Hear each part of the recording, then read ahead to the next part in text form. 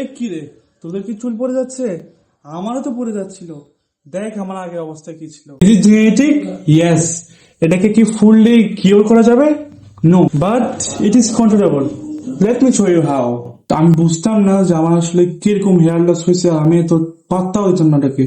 So আমি rosemary oil, olive oil, coconut oil use করতাম, just normal একটা shampoo use করতাম। শ্যাম্পুটার মধ্যে আমি স্টাইলিং শ্যাম্পুটা ইউজ করতাম, যেটা আমার জন্য খারাপ ছিল, আমি বুঝতাম না। 6 মান্থ পর আমার পুরো মাথার মাঝখানে টাক হয়ে গেছিল, হেয়ার থিন হয়ে গেছিল, অনেক হেয়ার লাইন রিসিট হওয়া অনেক ডেডলি ভাবে শুরু হয়ে গেছে। ওয়ে না পেয়ে আমি মিনক্সিডিল ইউজ করা শুরু করছি। 6 মান্থস কনসিস্টেন্টলি আমি মিনক্সিডিল ইউজ করতেছিলাম।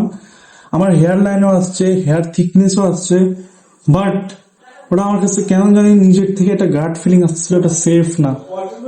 সো আমি মিনক্সিডিল অফ করে দিছি। দেন আমি ভিটামিন D3 খাচ্ছিলাম, যেটা 2 মান্থস পর আমার লাইক গ্রেট অনেক ভালো রেজাল্ট আসতেছিল। বাট আমার হেয়ার লাইনে কোনো ইমপ্রুভ ছিল না, এটা জাস্ট আমার চুলটা ধরে রাখতে পারতেছিল যে মিনক্সিডিলের রেজাল্ট আসছিল।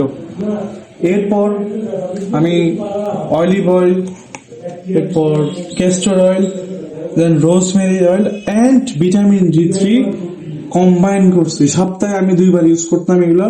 আর ভিটামিন D3 ফার্স্ট ডোজ নিতাম, ডেইলি একটা করে খাইতাম। এরপর একটা শ্যাম্পু নিয়েছিলাম, রোজমেরির একটা শ্যাম্পু।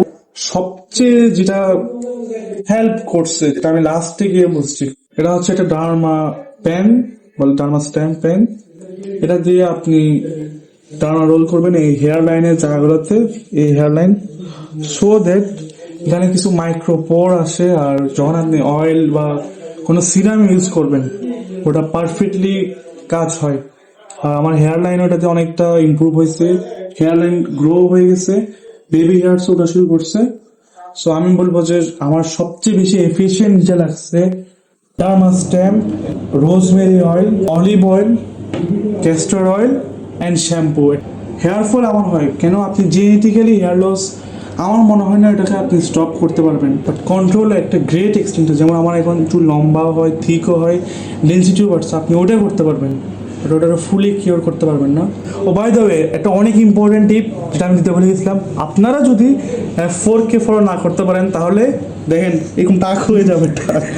এটা তুমি একটা ফটো দেখা দিও, হ্যাঁ ঠিক আছে না?